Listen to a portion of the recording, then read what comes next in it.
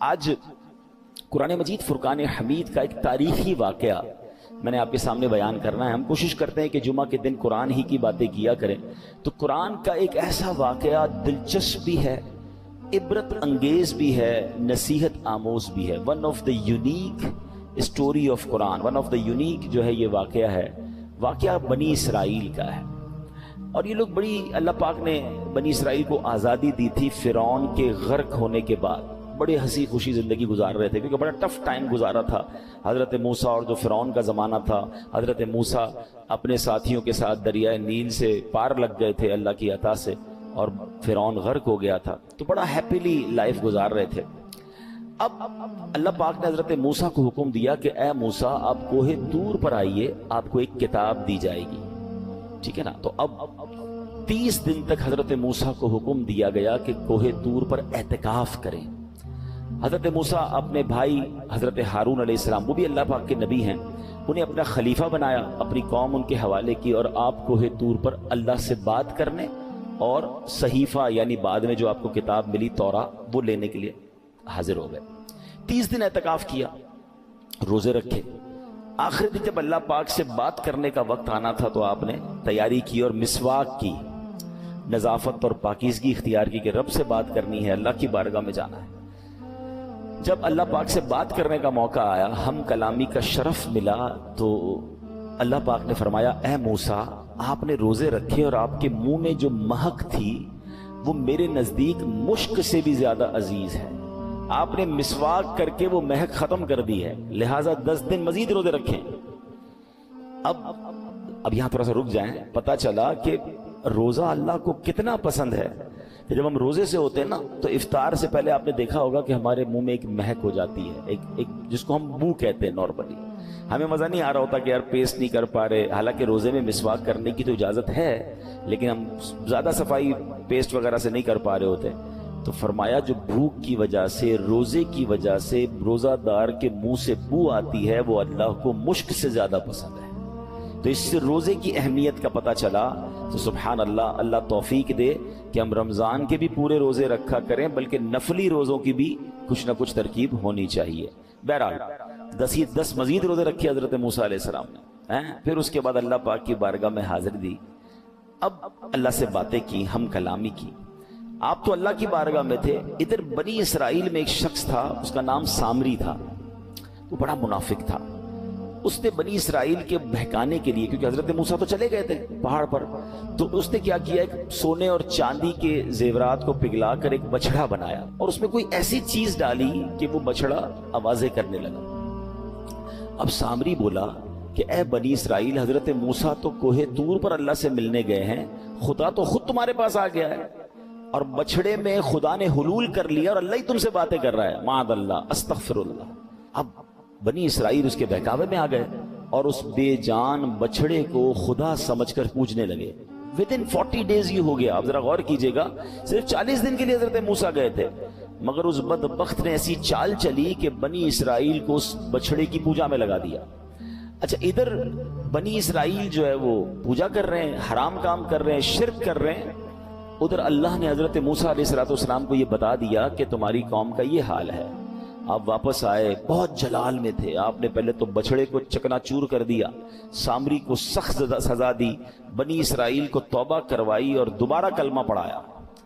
اب یہاں ایک 2-3 بڑی اہم باتیں سمجھنے والی ہیں اس واقعے کے تحت، کہ سامری کے پاس ایسی چیز کیا تھی کہ جس سے بچڑا جو ہے وہ بولنے لگ گیا یا اس سے آوازیں آنے لگ گئیں۔ اللہ نے یہ بھی قرآن پاک میں بیان کیا ہے، پارہ نمبر 16 سورہ طٰہٰ میں حضرت موسیٰ نے سامری سے پوچھا تم نے ایسا کیا کیا تھا کہ یہ بچڑا بولنے لگ گیا؟ تو سامری جو کہتا ہے وہ قرآن میں موجود ہے، بصرت بما لم یبصروا به فقبضت قبضۃ من اثر الرسول فنبذتها۔ آسان ترجمہ قرآن کنز العرفان، میں نے وہ دیکھا جو لوگوں نے نہ دیکھا، اور تو میں نے فرشتے کے نشان سے ایک مٹھی بھر لی پھر اسے ڈال دیا۔ یعنی اے موسیٰ میں نے وہ دیکھا جو بنی اسرائیل کو نظر نہ آیا، مطلب میں نے جبریل علیہ السلام کو دیکھا اور انہیں پہچان لیا، وہ گھوڑے پر سوار تھے، چنانچہ میں نے ان کے گھوڑے کے قدموں کے نشان سے مٹی کی ایک مٹھی بھر لی، اس بچڑے میں ڈال دیا، اسی سبب سے یہ بچڑا زندہ ہو کر بولنے لگ گیا۔ اب اس کے پیچھے راز کیا تھا کہ جبریل امین کے جس گھوڑے پر آپ سوار تھے اس گھوڑے کے قدم جہاں لگے اس کی مٹی جو ہے اس بچڑے میں ڈالی تو بچڑا بولنے لگ گیا. اب علماء نے اس مسئلے سے کتنی باتیں ہمیں سکھائیں. پتہ یہ چلا کہ جبریل اللہ کے پیارے ہیں, وہ بے شک بابرکت ہیں, مگر واسطوں کی گنتی کیجئے گا. حضرت جبریل اللہ کے پیارے, ان سے گھوڑے کو نسبت ہوئی, گھوڑے کے قدموں سے مٹی کو نسبت ہوئی, اس مٹی کے اندر اللہ نے ایسی تاثیر ڈال دی کہ بے جان بچڑے میں جان پڑ گئی, وہ بولتا نہیں تھا, بولنے لگ گیا. تو پتہ چلا کہ تبرکات میں اللہ پاک نے کیسی برکتیں رکھی ہیں. وہ عطا بخش ہوتے ہیں, زندگی بخش ہوتے ہیں, ان کی برکت سے مردہ دل زندہ ہوتے ہیں, مردہ قوموں کو عروج ملتا ہے. اللہ پاک تبرکات کے اندر مردے میں جان ڈال دینے کی صلاحیت اور برکت عطا فرما دیتا ہے. اب یہاں تو اس تبرک کا غلط فائدہ اٹھایا گیا نا, تو پتہ چلا کہ تبرکات میں تو تاثیر ہوتی ہے, یہ ہاتھوں کا فرق ہوتا ہے.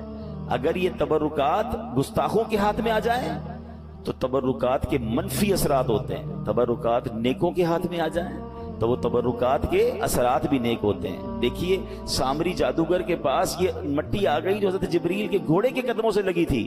وہ چاہتا تو اس سے برکتیں حاصل کر لیتا نا, مگر دل میں گستاخی تھی, دل میں شرک تھا.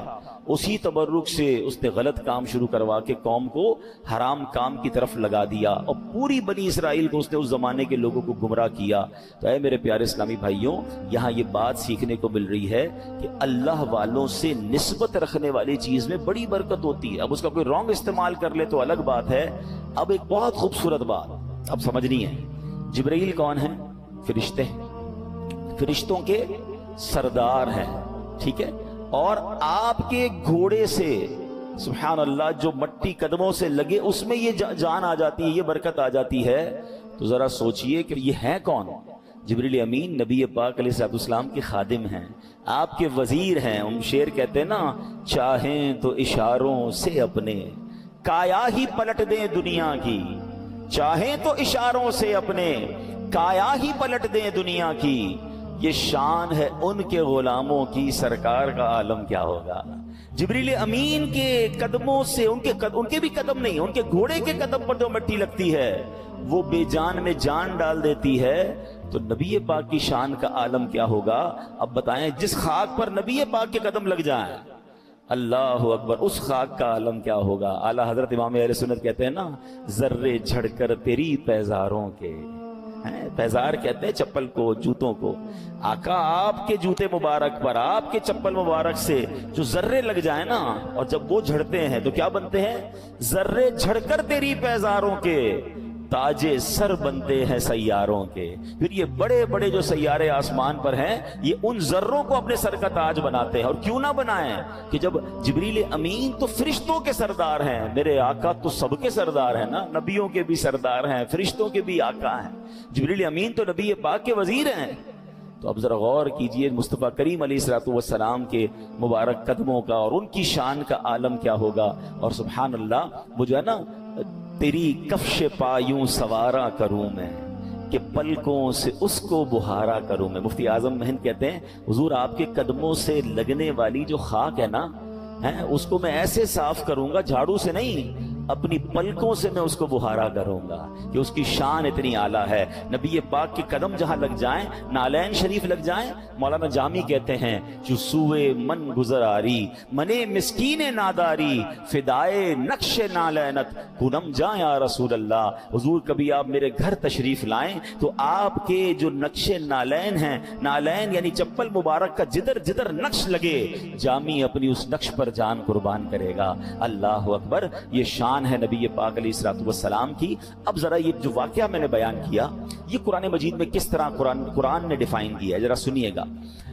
اللہ قرآن میں فرماتا ہے, یہ پارہ 1 ہے, سورہ بقرہ ہے, آیت نمبر 51 and 52. سبحان اللہ. بسم اللہ الرحمن الرحیم. وَإِذْ وَاعَدْنَا مُوسَىٰ 40 لَيْلَةً ثُمَّ اتَّخَذْتُمُ الْعِجْلَ مِن بَعْدِهِ وَأَنْتُمْ ظَالِمُونَ ثم عفونا عنكم من بعد ذلك لعلكم تشكرون. آسان ترجمہ قرآن کنز العرفان. اور یاد کرو جب ہم نے موسیٰ سے 40 راتوں کا وعدہ فرمایا, پھر اس کے پیچھے تم نے بچڑے کی پوجا شروع کر دی, اور تم واقعی ظالم تھے پھر اس کے بعد ہم نے تمہیں معافی عطا فرمائی تاکہ تم شکر ادا کرو. یعنی اے بنی اسرائیل، جب اللہ پاک نے موسیٰ کو کتاب دینے کا وعدہ فرمایا، انہیں کوہ طور پر بلایا، حضرت موسیٰ نے 40 راتیں وہاں اعتکاف کیا.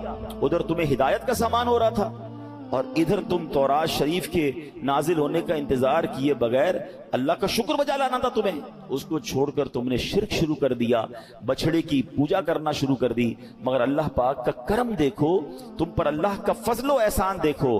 ایسے عظیم ظلم کے باوجود اللہ کریم نے تم پر عذاب نہ بھیجا، تمہیں تباہ و برباد نہ کیا، فرعون کی طرح تمہیں غرق نہ کیا، بلکہ تمہیں توبہ کی توفیق بخشی.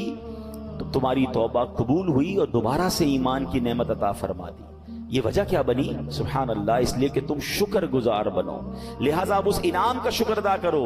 اب ذرا غور کیجئے، اس آیت میں گویا ان کو معافی بھی ملی، ان کی زیادتی کا ذکر بھی ہوا اور معافی کا ذکر بھی ہوا اور ریزن کا بھی ذکر ہوا کہ یہ تم پر انعام کیوں ہوا، تاکہ شکر ادا کرو. اے میرے پیارے اسلامی بھائیوں، اب ذرا تھوڑی سی بڑی عشق والی بات بھی ہے اور بڑی ریلیٹو بات بھی ہے. حضرت موسیٰ کون ہے؟ کلیم اللہ. یاد رکھیے گا، کلیم کس کو کہتے ہیں؟ بات کرنے والے کو. آپ اللہ سے بات کرتے تھے. ہمارے آقا کون ہیں؟ حبیب اللہ ہے.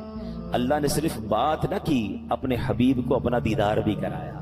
اب ذرا سمجھیے گا کہ حضرت موسیٰ طور پر گئے، 40 دن اعتکاف کیا، تب آپ کو تورات عطا کی گئی. توجہ رکھیے گا، کہاں بلایا؟ کوہ طور پر بلایا، 40 دن کا اعتکاف کیا پہلے اور پھر تورات عطا کی گئی. بڑی شان ہے. مگر آؤ محبوب پاک علیہ السلام کی شان دیکھو. آپ غار حرا میں تشریف فرما تھے، آپ کو کہیں بلایا نہیں گیا، ٹھیک ہے، کہیں جانے کی زحمت نہیں فرمائی، بلکہ جبریل امین کو وہاں بھیجا جب محبوب موجود تھے اور وہی قرآن نازل ہونا شروع ہوا. بلکہ صرف یہی بس نہیں ہوا کہ غار حرا میں جب جب آتے قرآن نازل ہوتا. اللہ اکبر، محبوب پاک مکے میں ہیں، قرآن مکے میں نازل ہوتا. آقا مدینے میں ہیں، قرآن مدینے میں نازل ہوتا. نبی پاک سفر میں ہیں، قرآن وہی نازل ہوتا. اللہ اکبر، نبی پاک علیہ السلام طائف میں ہیں، قرآن طائف میں نازل ہوا. آقا علیہ السلام بستر میں ہیں، قرآن بستر میں نازل ہو رہا. فرق دیکھیے، طالب اور مطلوب کا فرق دیکھیے. حضرت موسیٰ علیہ السلام طالب تھے، اللہ کے حبیب علیہ السلام مطلوب ہیں. محبوب کو زحمت نہیں دی گئی بلکہ وہیں پہنچایا گیا. اور سمجھیے گا، حضرت موسیٰ علیہ السلام نے جب اللہ سے باتیں کرتے تھے نا، تو دل میں یقیناً تمنا جاگتی ہے کہ جس سے بات ہو اور ریسپیکٹ بھی ہو، محبت بھی ہو، تو اب اسے دیکھنے کو جی چاہتا ہے. تو حضرت موسیٰ نے اللہ کی بارگاہ میں عرض کی، مولا میں تیرا دیدار کرنا چاہتا ہوں. ارشاد ہوا، لن ترانی، اے موسیٰ تم مجھے نہیں دیکھ سکو گے. ریکویسٹ کی تو فرمایا اب ایک پہاڑ پر اپنی تجلی رب نے نازل فرمائی. اب جب اس پہاڑ پر اللہ کا دیدار نہیں تھا، رب کے نور کی ایک تجلی تھی. حضرت موسیٰ اس تجلی کی تاب نہ لا سکے، بے ہوش ہو گئے. ذرا سمجھیے گا، حضرت موسیٰ نے ریکویسٹ کی، منع ہو گیا، تجلی نازل ہوئی، آپ بے ہوش ہو گئے. اور ادھر نبی پاک آرام کر رہے تھے ام ہانی رضی اللہ تعالیٰ عنہ کے گھر پر، اور جبریل امین آ کر عرض کرتے ہیں کہ حضور رب آپ کو بلا رہا ہے. یہاں ریکویسٹ ہے اور وہاں خود بلایا جا رہا ہے. یہاں بے ہوش ہو گئے ہیں اور وہاں میرے آقا اپنے سر کی آنکھوں سے رب کا دیدار بھی کر رہے ہیں، اللہ سے باتیں بھی کر رہے ہیں. خلیل اور حبیب کا فرق سمجھیے. یہ شعر آپ نے کئی بار صلاۃ و سلام میں سنا ہوگا، آج دوبارہ سنیں اور ایمان تازہ کریں کہ فرق مطلوب و طالب کا دیکھے کوئی، قصہ طور و معراج سمجھے کوئی. Try to understand the difference between طور and معراج. قصہ طور و معراج سمجھے کوئی بے ہوش جلووں میں گم ہے کوئی. کس کو دیکھا یہ موسیٰ سے پوچھے کوئی، آنکھ والوں کی ہمت پہ لاکھوں سلام. تو ہمارے آقا کی شان اتنی براء الورا ہے. اور اس قرآنی واقعے سے بھی پتا چل رہا ہے کہ 40 دن اعتکاف کروانے کے بعد کوہ طور پر بلا کر تورات دی جا رہی ہے، اور محبوب پاک جہاں جہاں جا رہے ہیں قرآن وہاں وہاں ان کے پاس آ کر جبریل امین پہنچا رہے ہیں، وہیں نازل ہو رہا ہے. جبھی تو آپ سنتے ہیں مکی صورت ہے، مدنی صورت ہے. ارے آقا مکے میں تھے تو قرآن مکے میں آیا، جب نبی پاک مدینے میں ہے تو قرآن لے کر جبریل وہاں آ رہے ہیں. اللہ اکبر، یہ شان ہے نبی پاک علیہ السلام کی. اب یہاں ایک اور بات سمجھنی ہے کہ 40 دن کا گیپ آیا نا حضرت موسیٰ اور اپنی قوم کے درمیان. قوم شرک میں گرفتار ہو گئی، بچڑا بنایا اور پوجنے لگ گئی۔ فرق دیکھیں اس امت اور اس امت میں، نبی پاک ظاہری طور پر 1400 سال سے زیادہ وقت گزر چکا ہے، ہم سے پردہ فرما چکے ہیں ظاہری طور پر، مگر یہ امت توحید پر قائم ہے، یہ امت شرک پر نہیں گئی۔ یہ کتنی بڑی شان ہے اس امت کی۔ اور سرکار دو عالم علیہ الصلوۃ والسلام نے بھی سبحان اللہ 1400 سال پہلے ایک گارنٹی دی تھی۔ آپ فرماتے ہیں وَإِنِّي وَاللَّهِ مَا أَخَافُ عَلَيْكُمْ أَن تُشْرِكُوا بَعْدِي، بے شک اللہ کی قسم، بخاری کی حدیث ہے، اللہ پاک کی قسم میں تمہارے متعلق یہ خوف نہیں رکھتا کہ میرے بعد تم شرک میں مبتلا ہو جاؤ گے۔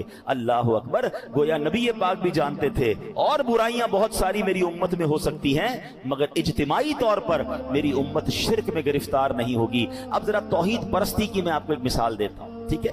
داتا گنج بخش، امید ہے آپ مزار پر گئے ہوں گے، بہت دنیا جاتی ہے اور دنیا بھر کے لوگ آتے ہیں، لوگ بڑا ادب کرتے ہیں حضرت داتا گنج بخش علی حجویری رحمت اللہ تعالی علیہ کا، بڑے ادب سے حاضری دیتے ہیں۔ حاضری دے کر بعض اوقات ہم نے دیکھا کہ کچھ لوگ فاتحہ پڑھ کے جب ادب سے جاتے ہیں تو پیچھے الٹے قدم ہو جاتے ہیں، مگر جب وہاں نماز کا وقت ہوتا ہے، جنہوں نے نماز پڑھی ہوگی انہوں نے دیکھا ہوگا کہ اللہ کی شان و مسجد کی سسٹم ایسا ہے کہ جب آپ مزار پہ جائیں تو جب جماعت کھڑی ہوگی نا تو سارے لوگ ایسے جماعت پڑھیں گے کہ سب کی پیٹھ مزار شریف کی طرف ہوگی۔ یہ کیسی توحید پرستی کی شاندار مثال ہے کہ یقیناً ہم داتا حضور سے محبت کرتے ہیں، اللہ کے بہت بڑے ولی ہیں، مگر ان کو اللہ نہیں مانتے، عبادت نہیں کرتے۔ جب عبادت کی باری آتی ہے تو جن اللہ کی بارگاہ میں قبلے کعبے کی طرف سجدہ کرتے ہیں، اور بے شک وہاں داتا حضور کے مزار کو پیٹھ ہو رہی ہوتی ہے۔ یہ توحید پرستی کی مثال ہے۔ اور نبی پاک کی اس عظیم حدیث کا جو منظر ہے کہ اللہ کے حبیب علیہ السلام نے دوبارہ سنے، کچھ لوگ کنفیوژن پھیلاتے ہیں، اللہ کے نبی علیہ الصلوۃ والسلام نے فرمایا، بخاری کی حدیث، وَإِنِّي وَاللَّهِ مَا أَخَافُ عَلَيْكُمْ أَن تُشْرِكُوا بَعْدِي، فرماتے اللہ کی قسم میں تمہارے متعلق یہ خوف نہیں رکھتا کہ میرے بعد تم شرک میں مبتلا ہو جاؤ گے۔ تو یہ امت شرک میں مبتلا نہیں ہوگی۔ ایک اور بڑا خوبصورت واقعہ، امام حسن مجتبیٰ اپنے والد مولا علی سے پوچھتے ہیں، بابا جان آپ کو مجھ سے محبت ہے؟ فرمایا بالکل ہے۔ کہتے ہیں کہ آپ کو حسین سے بھی محبت ہے؟ کہا بالکل حسین سے بھی محبت ہے۔ کیا امی جان بی بی فاطمہ سے بھی محبت ہے؟ کہا بالکل محبت ہے۔ کہا رسول پاک علیہ الصلوۃ والسلام سے؟ کہا ان سے بھی بہت محبت ہے۔ تو کہا کہ اللہ پاک سے بھی محبت ہے؟ کہا بالکل اللہ سے بھی محبت ہے۔ تو بیٹے تھے، کہتے ہیں یہ ایک دل میں اتنی ساری محبتیں کیسے جمع ہو سکتی ہیں؟ آپ تو سب سے ہی محبت کرتے ہیں۔ بچپن کے سوال تو اور ہوتے ہیں نا، مگر ہمارے لیے کتنی بڑی تربیت ہو گئی۔ مولا علی شیر خدا نے اس کا جواب کتنا پیارا دیا۔ آپ نے فرمایا کہ آپ خود تو باب المدینۃ العلم ہے نا، آپ تو نبی پاک فرماتے ہیں کہ میں علم کا شہر ہوں، علی اس کا دروازہ ہے۔ تو مولا علی کا جواب تھا، اپنی شان کے لائق تھا، فرماتے بیٹا کیا تم دیکھتے نہیں جب نماز کا وقت ہو جاتا ہے میں تم سب سے الگ ہو کر اللہ کے حضور حاضر ہو جاتا ہوں، نماز پڑھنے لگ جاتا ہوں۔ یعنی محبت تو اصل ایک سے ہی ہے، باقی جو محبت ہیں وہ اسی محبت کی وجہ سے ہیں۔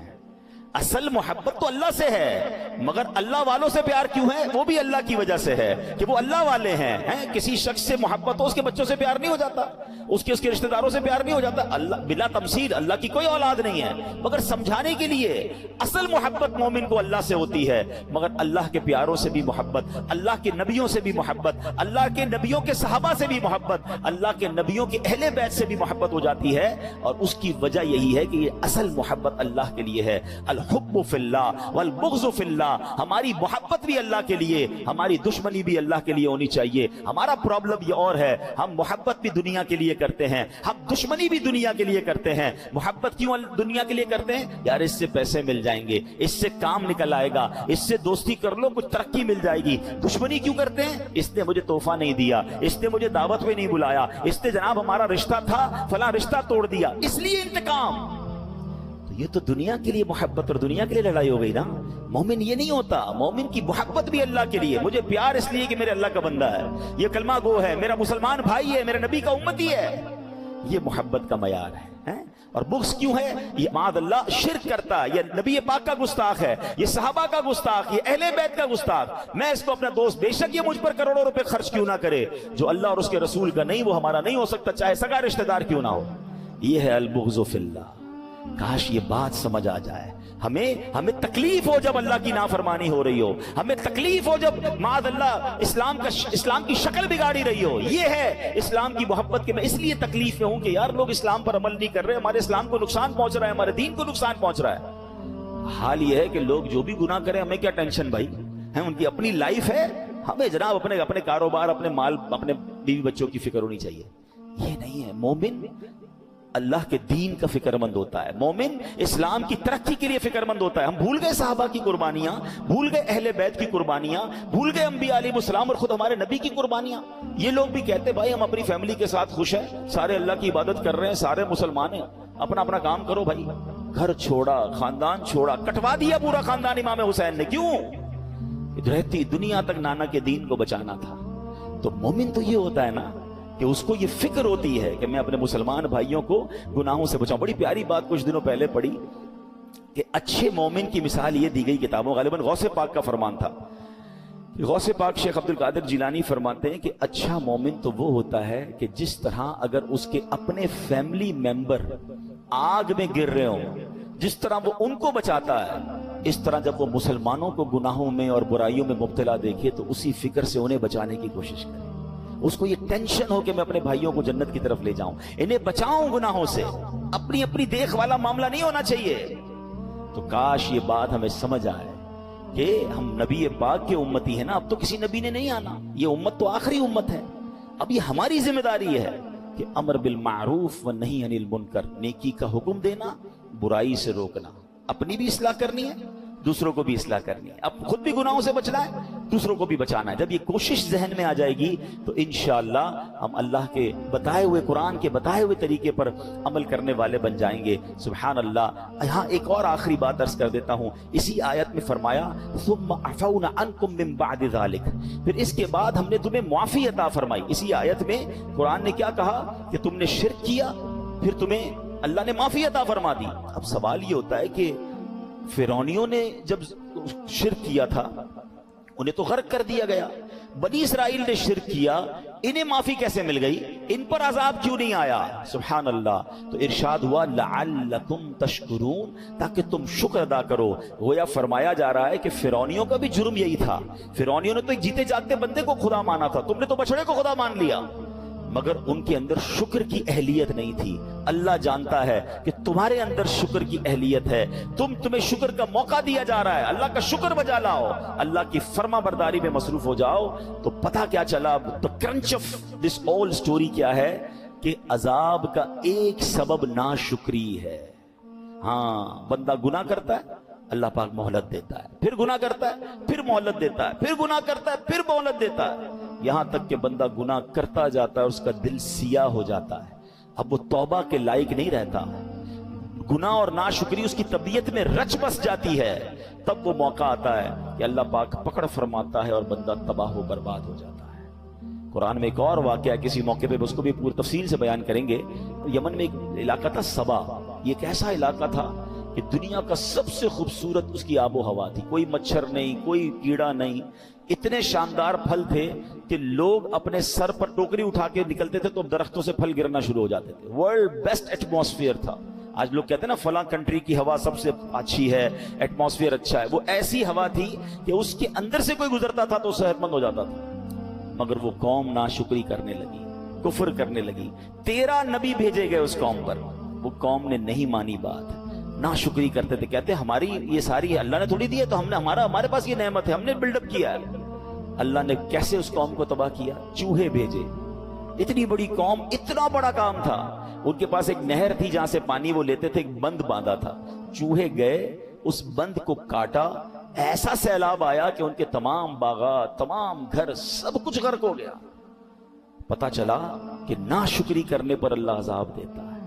کاش یہ بات سمجھ آ جائے. اور شکر کرنے پر اور دیتا ہے. کمال دیکھیں، نعمت بھی خود دے رہا ہے، عطائیں بھی خود کر رہا ہے. ہمیں صرف کیا کرنا ہے؟ شکر بجا لانا ہے. شکر کریں گے ملٹی پلائی ہونا شروع ہو جائے گا، بڑھنا شروع ہو جائے گا. خود قرآن میں فرمایا لَإِن شَكَرْتُمْ لَأَزِيدَنَّكُمْ، تم میرا شکر ادا کرو میں تمہیں اور عطا کروں. If you want to multiply your rewards، آپ کے پاس جو کچھ ہے، بلیسنگز ہیں، اللہ کی طرف سے عطائیں ہیں، مال ہے، شہرت ہے، عزت ہے، اولاد ہے، آپ چاہتے ہیں یہ باقی بھی رہے اور بڑھتی بھی رہے. there is only one formula، شکر کرنا، ناشکری نہیں کرنا. ٹھیک ہے؟ اور شکر زبان سے بھی کرنا ہے اور اعمال سے بھی کرنا ہے. میں یا اللہ تیرا شکر، یا اللہ تیرا شکر بھی کرتا رہوں اور باقی اللہ کی نافرمانی بھی کرتا رہوں، یہ بھی نہیں. نمازیں بھی پڑھنا شکر ہے، یہ پوری باڈی کا شکر ہے. ٹھیک ہے نا, زبانی شکر کیا ہے؟ الحمدللہ کہتا رہے, یا اللہ تیرا شکر کہتا رہے. اللہ کی نافرمانی سے بچنا بھی شکر ہے. آخر میں یہ وظیفہ بھی سن لیں کہ الحمدللہ کہنے کی عادت ڈالیں. ذرا زور سے کہیے الحمدللہ. صبح اٹھے, اللہ نے نیا دن دیا, الحمدللہ. بستر سے اٹھنے کے قابل ہو گئے, یا اللہ الحمدللہ. پیر چل رہے ہیں, لاک نہیں ہوئے, الحمدللہ. لباس پہنا, اللہ تو نے لباس پہننے کی توفیق دی, الحمدللہ. ناشتہ کیا, الحمدللہ. دوپہر کا کھانا کھایا, الحمدللہ. گھر سے باہر نکل کر منزل پر پہنچ گئے, الحمدللہ. مسجد میں آ گئے, الحمدللہ. یا اللہ تو نے اس قابل بنایا, تو نے اپنے گھر میں بلایا. بھائی کس کے گھر میں بیٹھے ہیں؟ اللہ کے گھر میں نا. آپ کے گھر میں بغیر اجازت کوئی آ سکتا ہے؟ جب آپ کے گھر میں نہیں آ سکتا تو اللہ کے گھر میں کیسے آ سکتا؟ اللہ نے بلایا مجھے اور آپ کو, تو کیا کہنا ہے؟ الحمدللہ. اللہ تیری مہربانی. اپنا مہمان ہر موقع پر اللہ کرے زبان تر رہے اس کے ذکر سے. اور سبحان اللہ, یہ کیسا وظیفہ ہے. ایک بار نبی پاک علیہ الصلوۃ والسلام نے فرمایا کہ دشمن کے وار سے بچنے کے لیے ہتھیار اٹھا لو. صحابہ کہتے ہیں حضور کسی نے حملہ تو کیا ہی نہیں ہے, وہ ہتھیار کیسے اٹھا لیں؟ تو فرمایا دشمن نے حملہ نہیں کیا, بلکہ جہنم کے مقابلے میں اپنی ڈھالیں اٹھا لو. اور سبحان اللہ والحمدللہ ولا الہ الا اللہ واللہ اکبر پڑھا کرو, کیونکہ یہ کلمات قیامت کے دن آگے اور پیچھے سے تمہاری حفاظت کریں گے. آئے مل کر پڑھ لیتے ہیں, سبحان اللہ والحمدللہ ولا الہ الا اللہ واللہ اکبر. سبحان اللہ والحمدللہ ولا الہ الا اللہ واللہ اکبر. سبحان اللہ والحمدللہ ولا الہ الا اللہ واللہ اکبر. چھوٹا سا لفظ ہے, جملہ ہے الحمدللہ. طاقت کیسی ہے؟ نبی پاک فرماتے ہیں کیا تم میں کوئی روزانہ احد پہاڑ کے برابر عمل کی طاقت رکھتا ہے؟ احد پہاڑ آپ میں سے کچھ لوگوں نے دیکھا ہوگا, 9 میل لمبا پہاڑ ہے. صحابہ نے عرض کیا روزانہ احد پہاڑ کے برابر عمل کی طاقت کون رکھ سکتا ہے؟ فرمایا تم سب طاقت رکھتے ہو. عرض کی کیسے؟ فرمایا الحمدللہ کہنا احد پہاڑ سے زیادہ عظمت والا ہے. کہیے الحمدللہ. ایک بار نبی پاک نے فرمایا الحمدللہ کہنا میزان کو بھر دیتا ہے. یعنی الحمدللہ کہنے سے اتنا ثواب ملتا ہے کہ روز قیامت جب یہ ثواب میزان عمل پر رکھا جائے گا تو میزان بھر جائے گا. تو کیا کہیں گے؟ الحمدللہ الحمدللہ الحمدللہ. اچھا صرف ایک تو الفاظ ہیں, فیلنگز کے ساتھ. اے اللہ تیری مہربانی, اے اللہ تیرا شکر تو نے مسلمان بنایا, اے اللہ تیرا شکر آنکھیں دی, اے اللہ تیرا شکر کان دیے, اے اللہ تیرا شکر کھانا دیا, اے اللہ تیرا شکر لباس دیا, میں آزاد ہوں, میں جیل میں نہیں ہوں, میں بڑی بیماری میں مبتلا نہیں ہوں, یا اللہ تیرا شکر. جو دیا ہے رب نے, جو نہیں ملا اس پہ نہ غمزدہ ہوا کرو. دیا اتنا کچھ ہے کہ کروڑوں ترس رہے ہیں. اللہ کرے کہ یہ ہمارا شکر, اور پھر آپ شکر کریں گے تو کیا ہوگا؟ بڑھنا شروع ہو جائے گا, ملٹیپلائی ہونا شروع ہو جائے گا. شکووں سے نہیں بڑھتا, کمپلین سے نہیں بڑھتا, شکر سے بڑھتا ہے. اللہ ہمیں شکر گزار بنا دے. اللہ پاک اس خوبصورت قرآنی واقعے سے ہمیں اپنا عبادت گزار بنائے, شرک سے محفوظ فرمائے, توحید کی سچی دولت نصیب فرمائے, اور قرآن پاک کے نور سے ہمارے دلوں کو منور فرمائے. آمین بجاہ النبی الامین صلی اللہ تعالی علیہ وسلم.